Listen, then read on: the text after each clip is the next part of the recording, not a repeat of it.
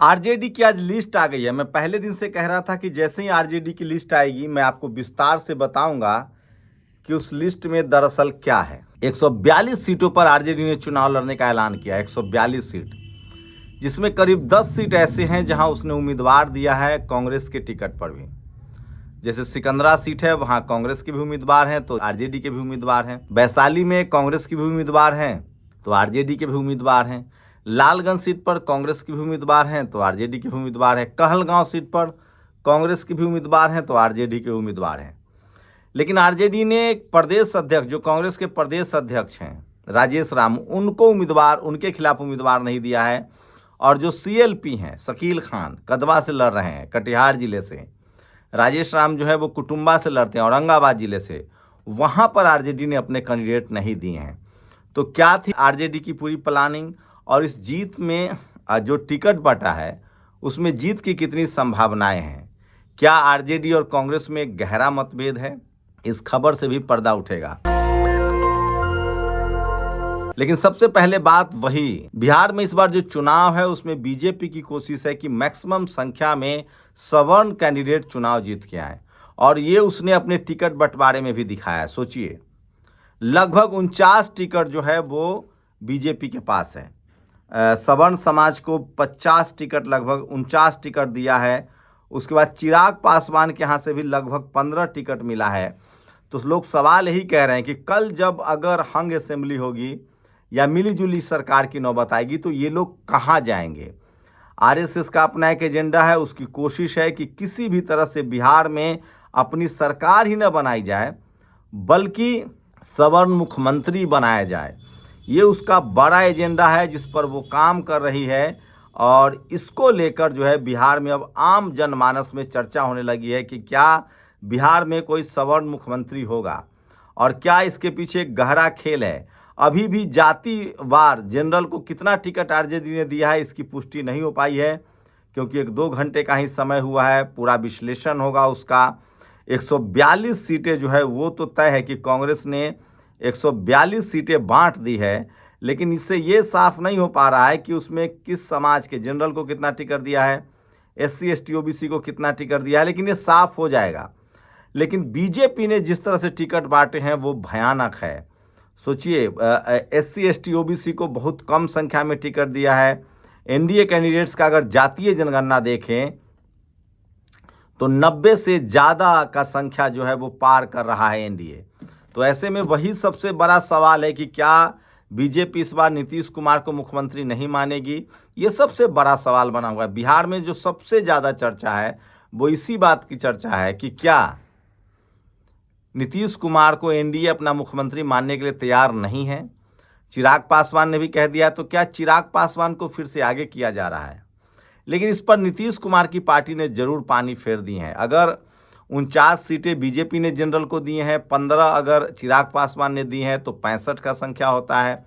उसके बाद 5 और हैं तो लगभग 70-75 जो टिकट है, 70-75 यही हो जाता है जो उनके गठबंधन में है। और 20 टिकट जो है वो नीतीश, 25 मान के चलिए, लगभग 25 टिकट ऐसे हैं जो सवर्ण समाज को नीतीश कुमार के खाते से मिला है। तो 75 और 25, 100 का लगभग आंकड़ा बैठता है। इसमें से 1-2 सीटें का अंतर हो सकता है। तो मान लीजिए 90 सीटें भी अगर एनडीए के पास आती है तो क्या एनडीए के सवर्ण विधायक नीतीश कुमार को मुख्यमंत्री मान लेंगे? ये सबसे बड़ा सवाल है। शर्त यह है कि इसके लिए नीतीश कुमार को कम से कम 50 से ज़्यादा का स्कोर करना पड़ेगा। नीतीश कुमार ने 101 में लगभग 76-77 टिकट जो है वो पिछड़ा, अति पिछड़ा, दलित और अल्पसंख्यक समाज को दिया है। मुस्लिम समाज के लिए भी बहुत अच्छी बात नहीं है। जेडीयू ने उन्हें 4 टिकट दिया है, बीजेपी ने 1 भी टिकट नहीं दिया है, एलजेपी ने 1 टिकट दिया है, मांझी और कुशवाहा ने उनको टिकट नहीं दिया है, नीतीश जी ने 4 टिकट दिया है। आरजेडी के खाते में कितनी सीटें आई है, टिकट आया है, ये भी समय के हिसाब से पता चल जाए। कहा जा रहा है कि 7 सीट जो है वो तेजस्वी यादव ने भी दिया है। महिलाओं का एक आंकड़ा सामने आ रहा है, 22 टिकट जो है तेजस्वी यादव ने महिलाओं को दिया है। ये बड़ा डेंट लग सकता है नीतीश कुमार के महिला वोटर में, क्योंकि नीतीश कुमार जी के बारे में कहा जाता है कि वो महिलाओं का वोट बहुत मिलता है उनको। आधी आबादी का जो वोट है वो उनको मिलता है शराबबंदी की वजह से, या पोशाक योजना की वजह से या साइकिल योजना की वजह से या मैट्रिकुलेशन, इंटर और ग्रेजुएशन करने वाली छात्राओं को वो एकमुश्त 10,000, 25,000 और 50,000 का वजीफा भी देते हैं ताकि वो आगे पढ़ाई लिखाई को कंटिन्यू कर सकें। तो उसमें डेंट लगाने की कोशिश हुई है। वहीं आरजेडी ने 2 बड़े बहुजन नेताओं का टिकट काट दिया है। फतेह बहादुर सिंह जो बहुजनवादी हैं, अम्बेडकरवादी हैं, सामाजिक न्याय पर खुलकर बोलते हैं, उनका टिकट काट दिया गया है। जो डेहरी से जो डेहरी हैं, डेहरी ऑन सोन, वहाँ से विधायक थे सतीश दास जो अम्बेडकरवादी हैं और जिनको पूरा देश ने महाबोधि बौद्ध विहार आंदोलन में शरीक पाया था, उनका भी टिकट कट गया है। वो मखदूमपुर से विधायक हुआ करते थे। तो ये 2 अम्बेडकरवादियों का टिकट कटा है। बहुजन समाज के लोगों में इस बात को लेकर गुस्सा तो है।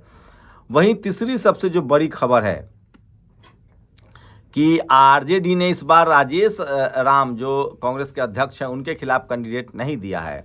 साथ ही जो सीएलपी हैं शकील खान, उनके खिलाफ कैंडिडेट नहीं दिया है। तो आरजेडी कोशिश करे कि वो मुस्लिम विरोधी कम से कम न दिखे और दलित विरोधी न दिखे।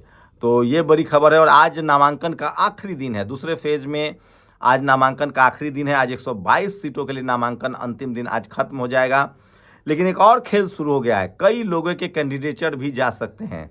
जिस तरह से अफरा तफरी रहा है, आरजेडी ने तो लगभग टिकट आज सुबह 10 बजे तक उसके टिकट खत्म हुए हैं। तो अजीब था ये सब टिकट बंटवारा। रात भर लोग आरजेडी दफ्तर के बाहर रहे। जेडीयू बीजेपी ने लगभग पहले फेज से पहले ही सब क्लियर कर दिया था। आरजेडी, कांग्रेस ने भी आज 5 लिस्ट जारी की है। तो इंडिया गठबंधन की बात करें तो 142 पर जो है वो उम्मीदवार उतारा है आरजेडी ने।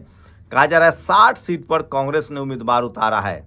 और उसके बाद आईपी गुप्ता को भी 1 सीट मिली है। सहरसा से उन्होंने नामांकन किया, वो नए चेहरा हैं इस गठबंधन में। मुकेश सहनी भी गठबंधन में बने हुए हैं।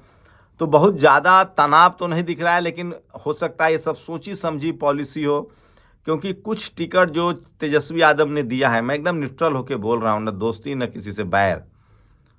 जैसे वैशाली की सीट है, उस पर जो कांग्रेस का कैंडिडेट है वो बहुत कमज़ोर है। लखीसराय की सीट पर वो बहुत कमज़ोर टिकट कैंडिडेट उड़ा रहे थे।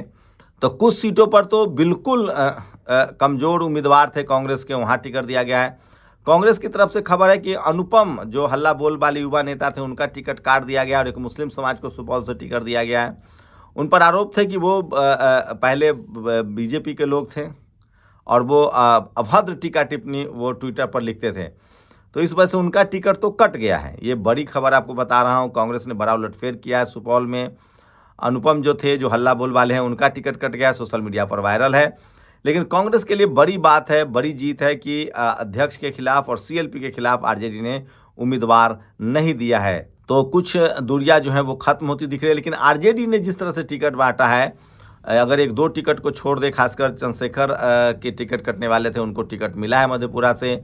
सतीश दास का टिकट कटा है। उसके बाद आपको बता दें कि फतेह बहादुर का टिकट कटा है। तो उसके अलावा ओवरऑल अगर टिकटों की बात करें तो आरजेडी ने अति पिछड़ा का ध्यान रखा है, महिलाओं का ध्यान रखा है। मुस्लिम रिप्रेजेंटेशन जरूर कमा है। 7 टिकट सिर्फ आरजेडी के हिस्से से कहा जा रहा है, मैं अभी पुष्टि नहीं कर रहा हूँ। ओवैसी फैक्टर ये हो सकता है। तो मिला जुला के एक बड़ा जो मोमेंटम बना था वोट अधिकार यात्रा से, उसके बाद तेजस्वी यादव की बिहार अधिकार यात्रा हुई, उसके बाद 10-12 दिनों में सीट को लेकर अब खबरें सामने आ रही कि कांग्रेस 60 सीट पर चाहती थी, उसने 60 सीट पर उम्मीदवार दिए हैं। इसका मतलब है कि अंदर खाने कुछ बात तो हुई है। तो सब कुछ ठीक ही लग रहा है। लेकिन मैं फिर कह रहा हूँ, अगर आरजेडी को जीत मिलती है, अगर इंडिया गठबंधन को जीत मिलती है, तो इसका क्रेडिट जो है वो तेजस्वी यादव और संजय झा को जाएगा, जो राज्यसभा सांसद भी हैं, तेजस्वी यादव को जाएगा। इस बार आरजेडी ने कोशिश की है कि उनके परिवार का इंटरफेयर कम हो। और जिस तरह से पहले आरोप लगते थे, झूठ भी आरोप लगते थे, बहुजन समाज पर तो झूठा आरोप ज़्यादा लगता है कि राबड़ी देवी पैसा ले रही हैं, तो तेज प्रताप यादव पैसा ले रहे हैं।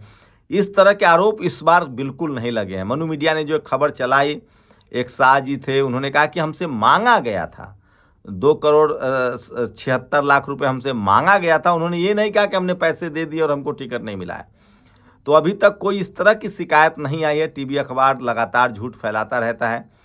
कांग्रेस में नेताओं के विवाद जरूर हैं, चूंकि राजेश राम दलित समाज से आते हैं, अध्यक्ष हैं। अखिलेश सिंह को बेटा को टिकट नहीं मिला है, तो इसलिए नाराजगी हो सकती है। तो ये तमाम खबरें हैं जो सोशल मीडिया पर वायरल है। वहीं कांग्रेस के लिए दुखद यह है कि एक उनके विधायक, पूर्व विधायक जो अभी विधायक हैं, उन्होंने आरोप लगाया कि टिकट की खरीद फरोख्त हुई है। एक और मुस्लिम नेता ने आरोप लगाया है कि टिकट की बड़ी खरीद फरोख्त हुई है। तो फिलहाल ये सबसे बड़ी अपडेट है और 142 सीटों पर आरजेडी ने अपने उम्मीदवार उतारे हैं, जिसमें 22 महिलाएं हैं कहा जा रहा है, 7 या 9 जो है मुस्लिम समाज के हैं। पूरा डिटेल जैसे ही सब आ जाएगा जातिवार में दूंगा, लेकिन सवाल है कि क्या एनडीए का सपना पूरा होगा, क्या वो अपना सवर्ण मुख्यमंत्री बना पाएंगे। ये बात अब दलित डिस्कोर्स में है, बहुजन डिस्कोर्स में है, और बिहार के दलितों, पिछड़ों, आदिवासियों को लगता है, अल्पसंख्यकों को लगता है कि अगर बीजेपी बहुमत से आती है और उसका अपना सवर्ण मुख्यमंत्री होगा तो यूपी की तरह उनको बुलडोजर राज तो नहीं झेलना पड़ेगा। इसलिए बहुजन समाज के लोग ज़्यादा सचेत हैं। शुक्रिया। दस्तक की आपसे गुजारिश है कि अगर इसको बचाना चाहते हैं तो नेशनल दस्तक को सब्सक्राइब करने के लिए रेड कलर के सब्सक्राइब बटन को दबाएं, फिर बेल आइकन की घंटी दबाएं। नेशनल दस्तक को बचाने के लिए बहुत ज़रूरी है कि हर खबर को शेयर करें, लाइक करें, कमेंट जरूर करें।